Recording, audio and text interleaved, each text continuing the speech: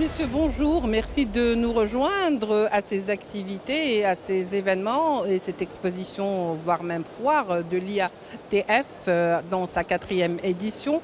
Bien sûr, nous nous retrouvons au niveau de la SAFEX où ces événements se déroulent, plein de stands africains. Cela dénote un peu de tout ce foisonnement qui se trouve aujourd'hui à la SAFEX, beaucoup de présence africaine, l'occasion et l'opportunité bien sûr d'accueillir notre invité et de parler un peu africain et opportunités africaines, pourquoi pas. Alors pour en parler avec nous, nous avons avec Meron Degnew qui est éthiopienne. Meron, vous êtes en Algérie depuis donc le début de ces activités. Est-ce que vous pouvez d'abord vous présenter à nos téléspectateurs? Bien sûr, merci pour m'inviter ici.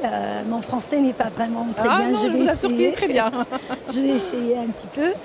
Donc, je m'appelle Meron Degnew. Je suis là comme chef de projet d'un projet qui s'appelle EcoTrade, qui est financé par l'Union européenne, qui a comme objectif et but d'assister l'Éthiopie sur l'implantation ou la mise en œuvre de la ZLECAf en Éthiopie. Au sein, bien sûr, pour soutenir aussi les PME, les femmes entreprises et les autres. Donc ma carrière, je travaillais partout, comme on peut le dire. Je travaillais pour les Nations Unies, l'Union africaine aussi. Je suis aussi entrepreneur. Je suis ghanéenne éthiopienne ghanéenne. Vous avez une sorte de double nationalité, mais toujours interafricaine. Double nationalité panafricaine. Donc maintenant, ça fait à peu près 6 mois que je pilote ce projet EcoTrade. Alors, votre présence ici en Algérie a certainement un sens. Bien sûr, si vous voulez, le groupe éthiopien est présent en force, tout comme d'autres groupes. Certainement, il doit y avoir des projets ou peut-être, si vous voulez, un peu pour tâter le terrain algérien. D'abord, pour commencer, comment vous avez trouvé l'Algérie? Est-ce que c'est la première fois que vous êtes en visite en Algérie? Et surtout, quels sont vos objectifs maintenant que vous êtes ici à cette exposition interafricaine? Merci. Bon, l'Algérie, ma connexion avec l'Algérie, ça fait longtemps, mais même si c'est la première fois que j'ai visité l'Algérie, il n'y a pas un vol direct. Il y en avait avant, il n'y a pas un vol direct ici d'Addis à Alger, mais pour nous, les Éthiopiens, l'Algérie, c'est vraiment un pays qu'on a une connexion historique, oui. Surtout sur le mouvement de libération. Nos chefs d'État dans l'histoire, on a par exemple Haïlé Sélassié, vos chefs d'État en Algérie à ce temps-ci, mais aussi le Ghana. C'était les fondateurs de l'organisation de l'Union africaine. Donc, oui, actuellement. Nous, les Éthiopiens, on a une place réservée pour l'Algérie. Personnellement, c'est ma première fois et comme vous le savez, ça fait 3 jours, on est en plein réunion, donc je n'ai pas eu le temps de visiter l'Algérie en dehors du SAFEX. Oui. J'espère avoir un petit peu de temps pour visiter l'Algérie. Oui. Donc, notre but ici, comme vous l'avez vu ailleurs, on a un pavillon éthiopien, donc on est là avec une délégation de 55 personnes. Et parmi eux, les 40 sont des PME qui sont représentées par les femmes. Donc nos espoirs ici, c'est de partir de l'ambition qu'on a ciblée déjà pour l'intégration et la mise en œuvre de la ZLECAf à des actions, des actions concrètes qui sont d'offres commerciales, des offres, du commerce, pas seulement entre l'Algérie et l'Éthiopie, donc de renforcer la relation bilatérale entre les deux pays, mais aussi ça, le IATF est vraiment une opportunité, comme le thème de l'IATF cette année, c'est Gateway to All Opportunities. Oui, voilà, de nouvelles passerelles pour de nouvelles passerelles, voilà. Donc les nouvelles opportunités. Donc on espère avoir tout cela. Oui. Alors Meron, dites-nous, étant donné que vous êtes éthiopienne et que les relations algéro-éthiopiennes sont très appréciables en ce moment, et d'ailleurs même par le passé, quel sera selon vous les pôles d'intérêt qui pourraient intéresser par exemple les Éthiopiens, et surtout quels seront les pôles d'intérêt qui pourraient que vous voyez-vous intéressants aujourd'hui en Algérie, puisque vous êtes présents, vous et toute donc une délégation avec vous? Donc, comme je l'avais dit avant, l'Éthiopie et l'Algérie, le partenariat est ancré dans une histoire longue et fraternelle, marquée par un soutien mutuel des luttes d'indépendance, comme je l'avais dit. Oui. Donc, pour nous, maintenant, ce qu'on est en train de faire, surtout pour les femmes, c'est de renforcer leurs capacités, c'est de prendre cette opportunité pour trouver quels sont les secteurs qui peuvent nous lier. Surtout que vous êtes venu en tant que chef Surtout de projet. qu'on est venu en Algérie.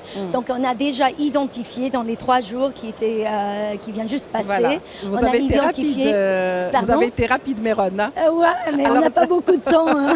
Donc dites-nous à peu près quels sont les secteurs que vous avez trouvés attrayants. Donc les secteurs qu'on a identifiés déjà, surtout pour les femmes, de l'Éthiopie à l'Algérie, vers l'Algérie. Oui. On a les secteurs de cuir, secteur de textile, fashion. On a le secteur de légumes, viande, lait. On a aussi le café, bien sûr. L'Éthiopie est connue pour avoir un très bon café arabica. Voilà, le bon café, c'est l'origine du café aussi. Et aussi de l'Algérie vers l'Éthiopie. Il y a plusieurs secteurs, secteur de miel, secteur de l'huile d'olive. Il y a aussi le secteur de dattes et tout. Donc, ces secteurs ont été identifiés déjà. Ça ne veut pas dire que c'est limité à ça, mais on est en train de travailler. Ce n'est qu'un début. C'est le début. C'est le début. Voilà. Alors, Meron, j'aimerais savoir, vous en tant que femme éthiopienne et nous en tant que femme africaine, même si on est à peu près l'Afrique du Nord, mais l'Afrique du Sud, mais je vous assure qu'on partage beaucoup de points communs, d'un quotidien peut-être commun, des défis qui sont propres aux femmes dans tous les continents africains. Alors finalement, vous en tant que femme de projet, donc vous êtes chef de projet, quel est le rôle finalement, ou la valeur ajoutée de la femme aujourd'hui dans le secteur économique, que ce soit en Éthiopie, ou que vous voyez peut-être aussi faisable ici en Algérie? Comment, de manière plus efficace, plus pragmatique, la femme contribue dans l'essor économique de son pays en Éthiopie? C'est une très bonne question. Donc, je ne sais pas si vous le savez, mais 70% des PME de commerce entre Africains est dirigé et piloté par des femmes. Surtout des petites entreprises à travers le continent. Donc, des micro-entreprises? Mes micro et petites entreprises dirigées. Top. Donc en Afrique surtout. Donc historiquement, pour nous les femmes, surtout subsahariennes, la connexion entre le subsaharien et le Sahel est vraiment limitée. Donc pour nous, l'Algérie joue un grand rôle, pas seulement pour nous l'Éthiopie, mais pour les pays africains subsahariens. La connexion entre le Sahel et le subsaharien était vraiment limitée. Donc l'Algérie joue ce rôle entre le monde arabe et le monde africain. Donc l'Algérie joue rapprochement peut-être. En rapprochement, le lien, parce que surtout pour nous, pas seulement femmes, mais les Africains du tout subsahariens, le monde arabe est vraiment loin pour nous. Oui, on entend parler, mais il n'y a pas vraiment de connexion. Et mon avis, mon opinion, c'est que si les gens ne se connaissent pas, s'ils ne se rapprochent pas vers la culture, les conditions, les traditions, comment est-ce qu'on peut faire le commerce? Donc, je crois que la première étape pour la mise en œuvre, pour succéder pour la mise en œuvre de la ZLECAf, c'est le rapprochement culturel qui est vraiment important pour se raccrocher entre les peuples, pour se reconnaître et tout.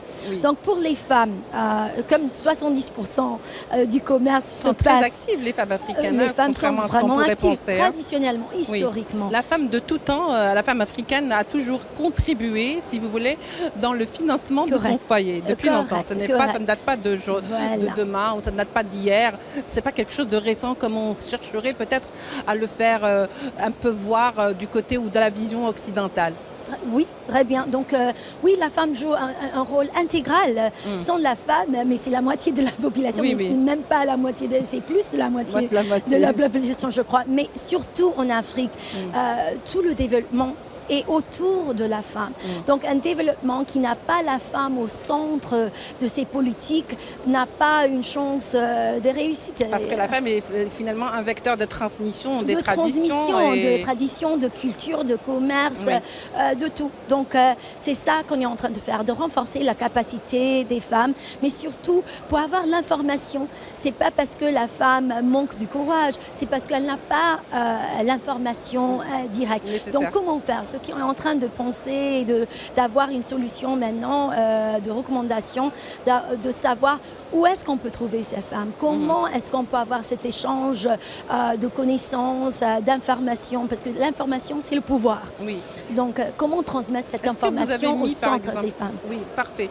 Meron, est-ce que, par exemple, au niveau de l'Éthiopie, vous avez mis des stratégies de travail par rapport à ces femmes qui sont artisanes et qui peut-être, comme vous le disiez, ne connaissent pas réellement, ne sont pas réellement très informées, il n'y a pas de formation pour les approcher, pour essayer de faire de leur produit un produit qui peut aller sur le marché africain de manière globale et pourquoi pas, comme vous le disiez tout à l'heure, peut-être même dépasser les frontières? Oui, donc comme projet, ce EcoTrade, on a 4 objectifs. Le premier objectif, c'est bien sûr de supporter et de promouvoir l'autorité centrale qui a le mandat de faire le commerce. Donc c'est le ministre de Commerce.